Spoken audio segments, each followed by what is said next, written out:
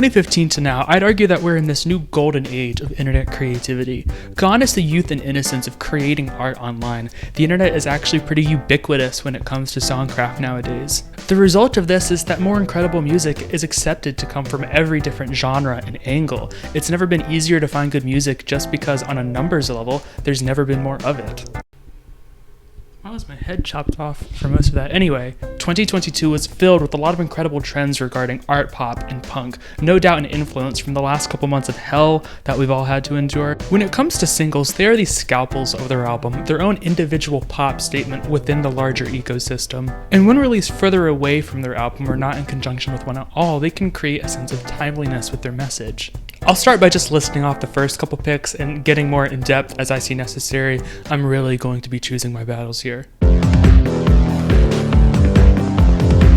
Starting off the list at 50 is the dance floor gospel of Let's Do It Again by Jamie XX. At 49 is the crawling yet euphoric indie rock of Alligator by Katie J. Pearson. Coming in after that is The Flag Is Raised by Blade and Echo 2K. And next at 47 is the funky collaboration between Thundercat and Gorillaz, Cracker Island.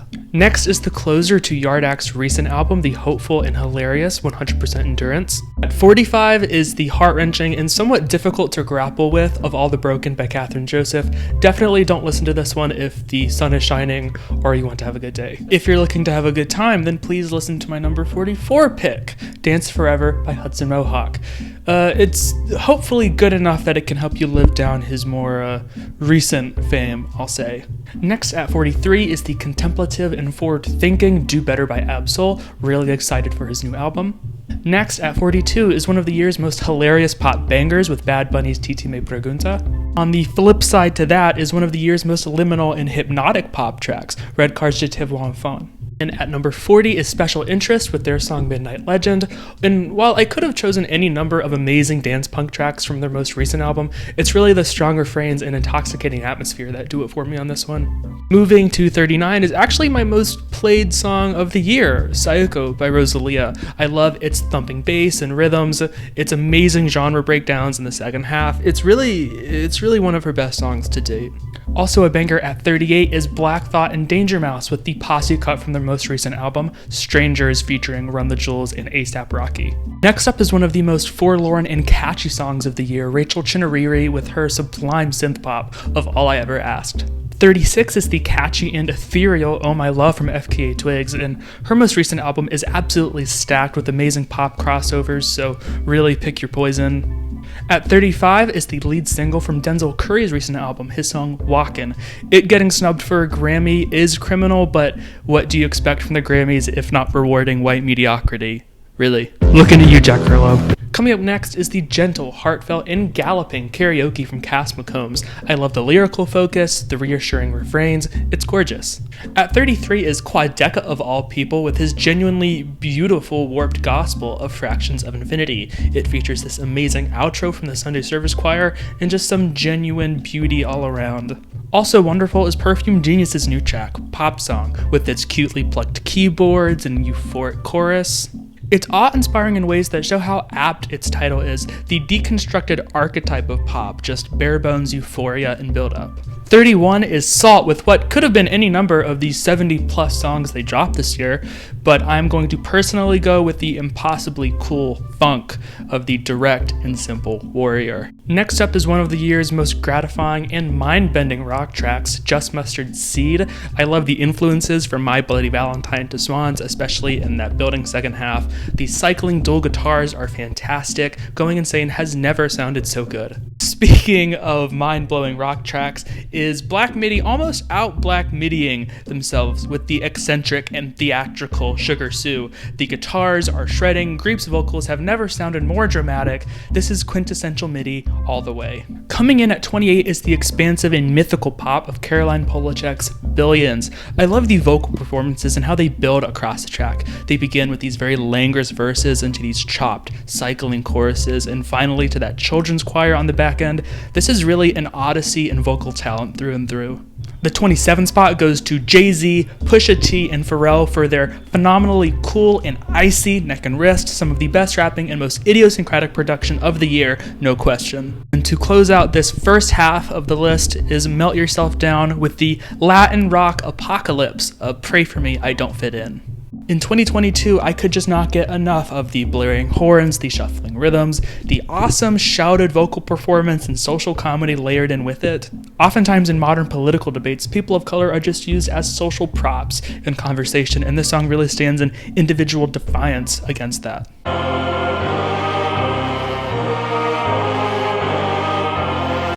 At 25 is the sound of either the world crashing down or a new one being formed. I really can't tell, but what I can say is that Backwash has created one of her most essential songs ever with the devilish Vibanda.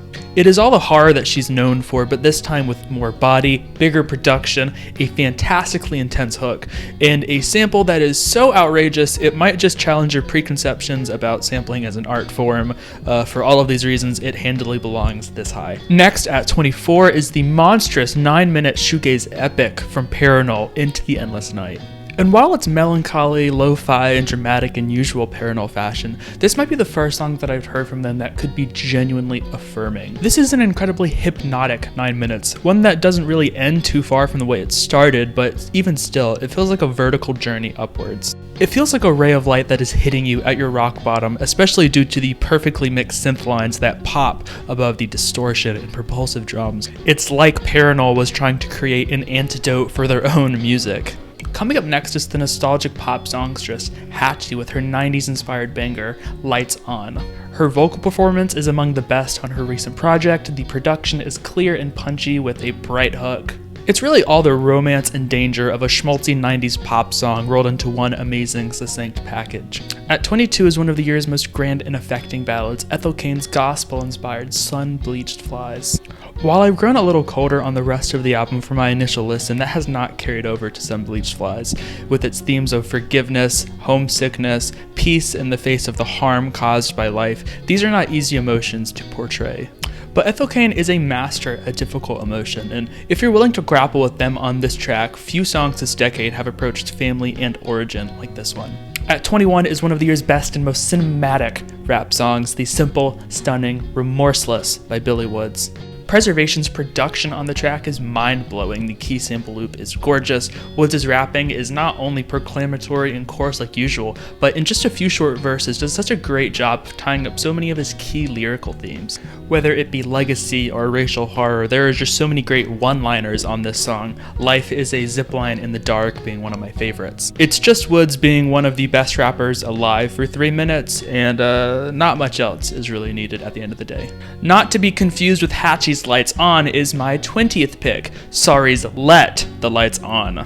There have been few songs this year, with the exception of maybe Saoko by Rosalia, that I've listened to such an extent that it has actually hurt the song in retrospect, and that's not really the song's fault. Its loose drums and noisy guitars are fantastic, the finale of the song is satisfying with a great instrumental switch up, but really the whole crux of the song is really in how sublime the vocals and lyrics are. One of the best lyrics of the year actually opens up the song with the fantastically shouted, I love you, I want to tell you that I love you because I love you. This track really has this amazingly desperate view of love that isn't often portrayed, or at least in this level of honesty.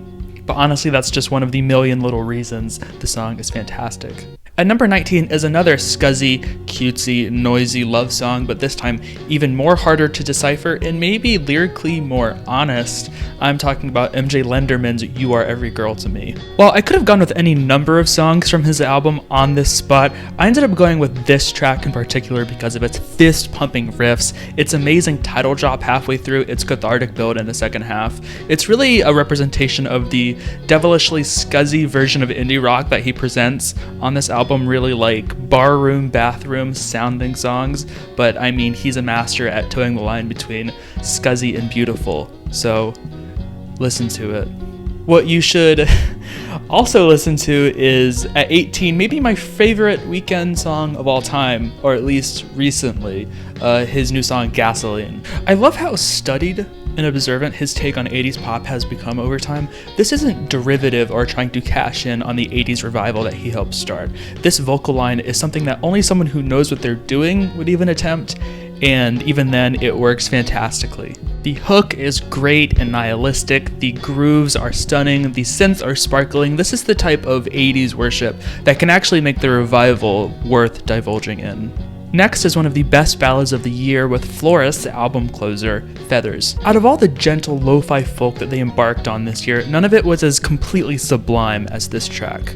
Anchored by one of the year's most beautiful melodies, it dissects topics of nature, time, change, a lot of topics that are no stranger to another amazing folk album that I'm going to be talking about very soon on this list.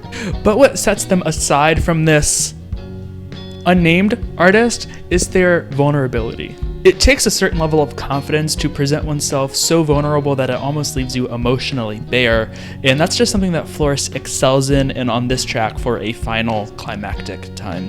At the 16th spot is Angel Olsen with her apocalyptic, bubbling new standard for country music, her new song Right Now. Her voice fits like a glove over the isolated and forlorn verses and then explodes with anger and shouting on the sneering chorus. The rush of instrumentation on the hook is phenomenal, equally so is the build in the second half that ends the song. She's really created a spiritual successor to tracks like Sister and Woman, one that is as good as her best output ever.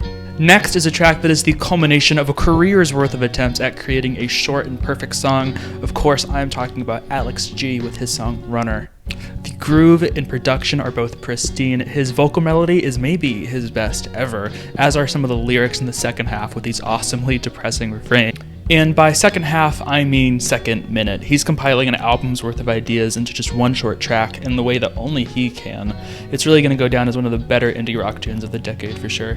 At the 14th spot is what looks like my favorite rap song of the year, Kendrick Lamar with his incredibly written narrative of The Heart Part 5. I love the Marvin Gaye sample, the chorus refrains are great, but like a lot of the songs off of his recent record, it's the most I've ever respected the work while agreeing with some of his points the least. While this is definitely his most narcissistic era, this is one of the few moments this year where he was backing that up with some of his best material to date. If only I could really say that for some of its other songs. Next up are always with the interstellar opener of their new record, the propulsive barn burner, Pharmacist.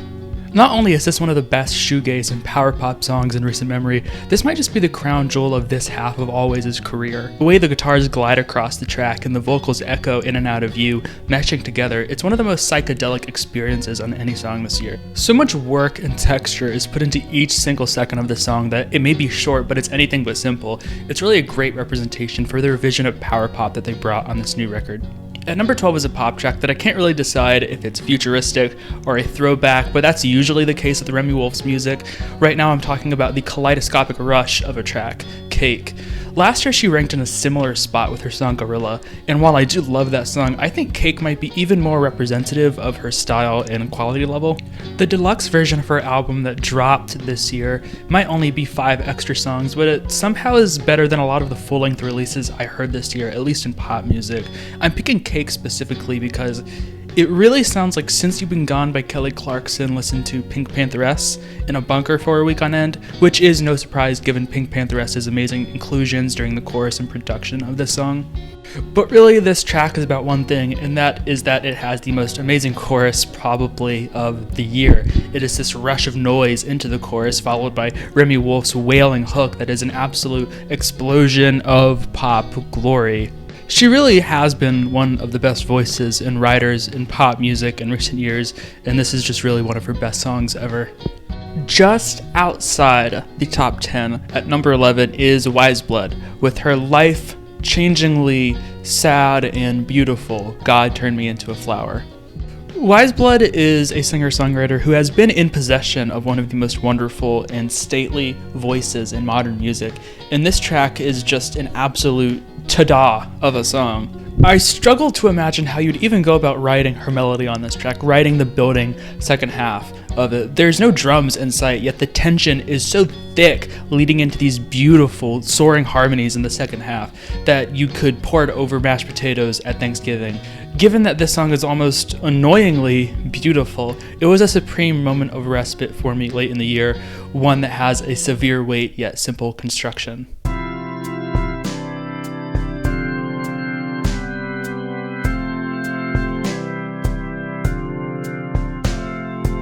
Starting off the top 10 songs of the year is maybe one of the most beautiful and honest songs of the year, at least the most wise. It's a hooray for the riffraff with their song Saga. While its instrumental is absolutely beautiful with its soft driving drums, peppy horns, pretty acoustics, and amazing vocal harmonies coming in on the chorus, the type of instrumentation that would have been on a lot of twee indie songs a decade ago, but back in illustrious effect. It's really the core melody and lyrics and sentiment of the track that were essential to life in 2022 for me. Their voice has never sounded so ached. The hook of "I don't want this to be the saga of my life" is heartfelt, and on a record that is fascinated with human life, it is a poignantly personal note to go out on as the closer of the record. And not just because it panders to some vague sense of emotion. Just like the home recordings that adorn its video, it really presents a life in totality, or at least the totality of its halfway point. This is really a track born out of a lot of embarrassing and raw experience, truth that can only be found in the most difficult of ways. And it's this difficulty that informs a lot of the track's writing, and also how much insight I gain from it every time I listen to it.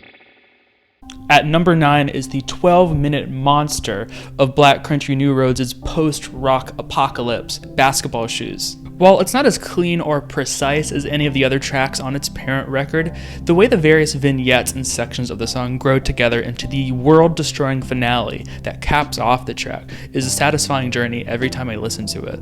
The typically glistening post-rock guitars of the first half, the Midwest emo of its middle point, and the ghostly harmonies and the crushing atmosphere of its final moments might not all be overtly connected, but the emotional through line is completely solid. Even if the sentiment and lines of the song about Charlie XCX and the Wet Dream are a bit more cringy than they usually are, they are immediately followed up by one of the most essential lines of 2022. "Oh, your generous loan to me. Oh, your crippling interest." As you would expect from a song of this length and stature and style, a lot of the enjoyment does come from the final 2 minutes, and while they are as grand and as crushing and as final as any song I've ever heard, I love the winding journey to get there just as much. If this is really the end of frontman and vocalist Isaac Wood's time with BCNR, then not only has it ended as fittingly as it could have ever happened, I just also really hope he's doing well. Coming up at number 8 is Georgia Ellery, a member of BCNR, with her other main project, Jockstrap, and their life-affirming blend of classical pop and art pop on their new song, Greatest Hits. This is one of the most perfectly produced pop songs of this year and maybe of the decade so far. The pianos are gorgeous, the vocals are soaring, the chorus is this hopeful explosion of noise, but really it's still also left of center and deconstructive, that it feels fresh. While the sound of the song is typically immaculate, for them the lyrics are so good they steal the show. I just love how earnestly she speaks about love, relationships, sex, dreams. From the cutesy lines where she imagines herself as Madonna and Marie Antoinette, to the chorus where she exclaims, "I believe in dreams, do you?" Oftentimes artists can be embarrassed to discuss themselves with this level of vulnerability and self-awareness, but Jockstrap take this as a liberating experience, one that they translate very well into the sound of the track. This is easily one of the most freeing and liberating pop songs I've heard in a long time. One that is a prime example of the power and righteous truth that is at the heart of a lot of the best pop music. Next up at number 7 is the feel-good and hilarious punk monster of Gold Chain Punk by Soulglow. I am so glad that 2022 was the breakthrough year for this group and was such a great record to take them there. While I could have chosen literally any song from the record to be in this spot, I chose the opener because I think it's the most representative song. I think it's the only song that could have acted as a sampler for the record. It begins with these soaring and liberating power chords that underline some of the most manic screaming to go on a song in 2022, but then almost immediately breaks down into menacing raps and the type of screamo chorus that would have the inner child in me raps in glee if you could hear it. His Tinti's empathetic shouting of "who's gonna beat my ass" is quite possibly one of the best starts to a politically charged record that I've heard in a minute. It's really the leftist militant version of the "Don't Tread on Me" Snake, except actually intimidating and with teeth. And that's what I love so much about this track. Yes, it has teeth, and yes, it is letting the listener know that its talking points and that its politics are going to be backed up with force, but it's really a mix of that hopeful chord progression in these manic breakdowns that present a way forward for punk music in 2022. Soul Glow really is the future.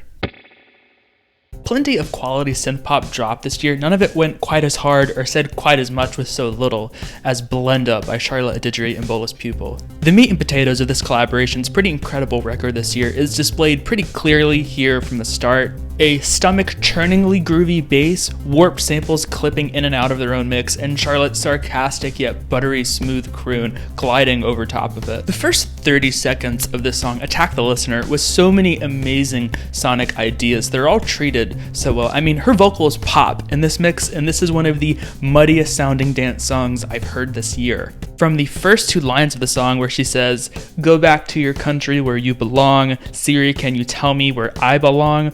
All you need to know about her sense of humor and how that informs her politically personal songwriting is there on the surface. Her experience with being at a racial and cultural melding point and being ostracized by those groups which she rightfully belongs to may be intense subject matter, but it is portrayed masterfully, concisely, and over one of the best dance tracks of the year. Ending with these fantastic group vocal breakdowns. It really is as good as political writing, personal writing, and pop music writing is in music. It is as danceable as it is insightful.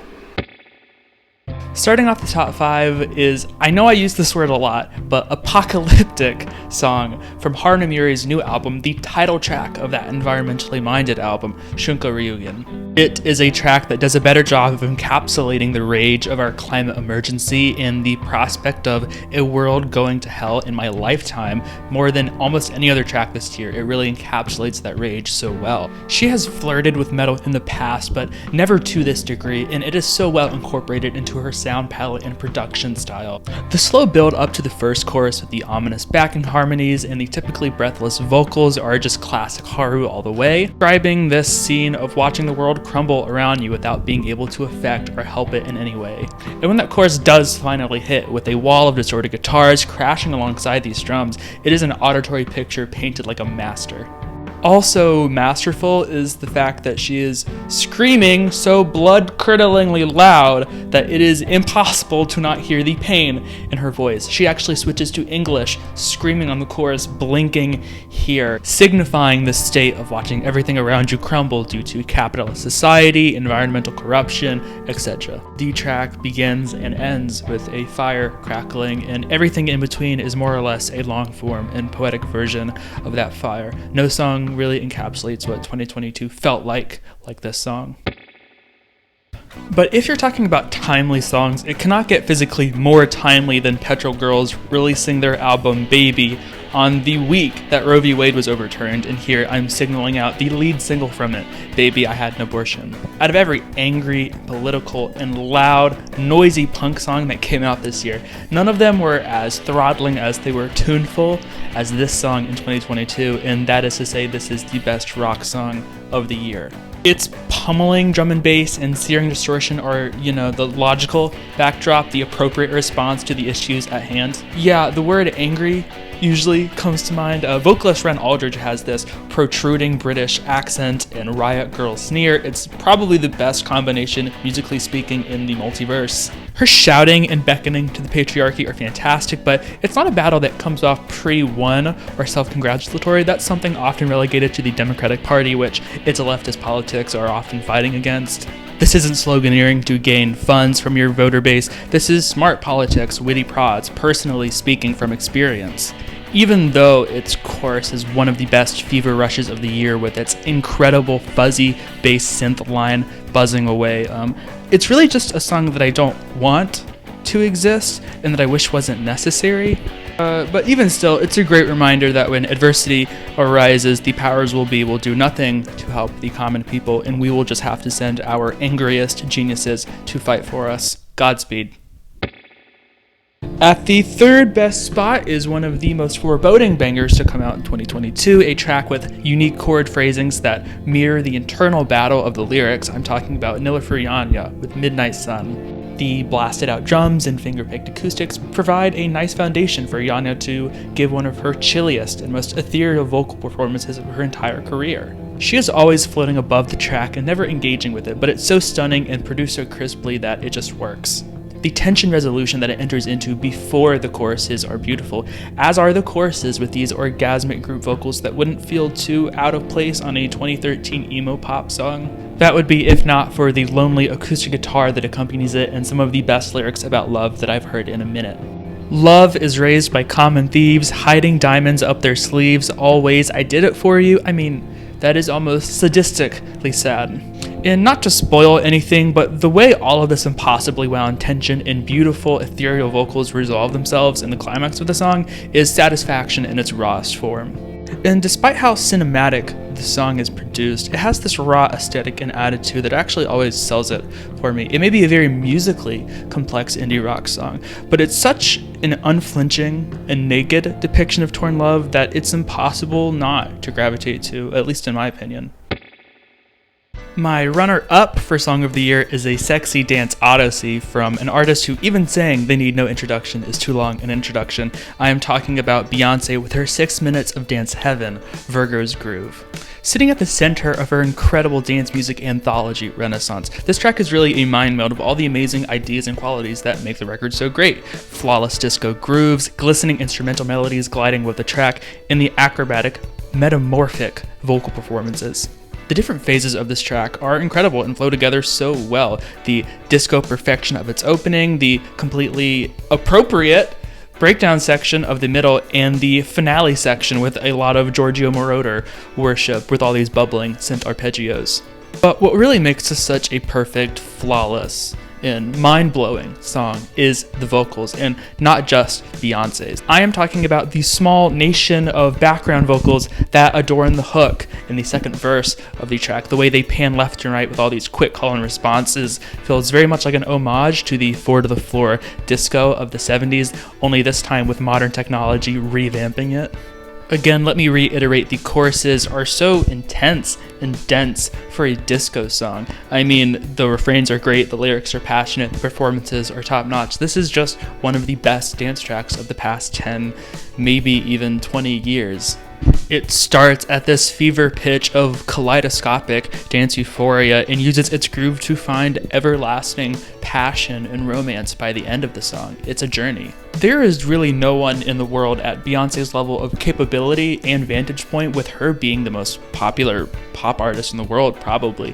And this is just my favorite Beyonce song, which is to say one of the best pop songs you might ever hear. It's super important for pop stars at their level of perspective to be able to coordinate all of these resources to create great songs. And it takes a vision to do that, and that is exactly what Beyonce has. However, it's still not my number one track of the year, and I think that's more indicative of the quality of this song rather than anything else to say about Virgo's Groove. And that number one is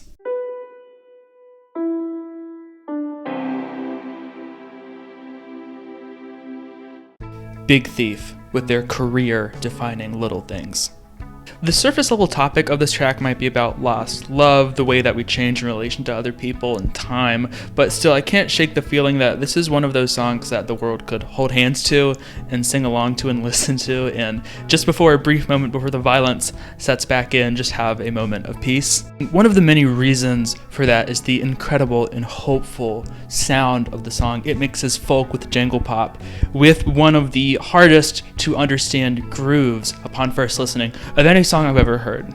Listening to it the first 10 times was like trying to explain calculus to first graders, but the more I listened to it, the more it opened up its mystery to me, and I think that becoming more natural as I listened to it is really signified in a lot of the lyrical themes of the song and its parent album. For years now, the incredible and loose chemistry between Adrian, Buck, Max, and John has evolved as they have started embarking on song structures and grooves that really only make sense to themselves. And the result of all of that community and the songwriting relationship they share, the personal relationships that they share, is that this bright groove feels like it's being performed by one person split into 4 parts. And this sense of community manufactured by listening to the music feels like you're sitting in the middle of this jam session. A lot of the songs on Dragon New War Mountain, I Believe in You, have that feeling, and it's what makes it so intoxicating to listen to. At certain points, the track is actually so bright that it's like staring into the sun, and with how hazy the structure of the song is, it's like you're swimming in that sort of foggy, sunny atmosphere.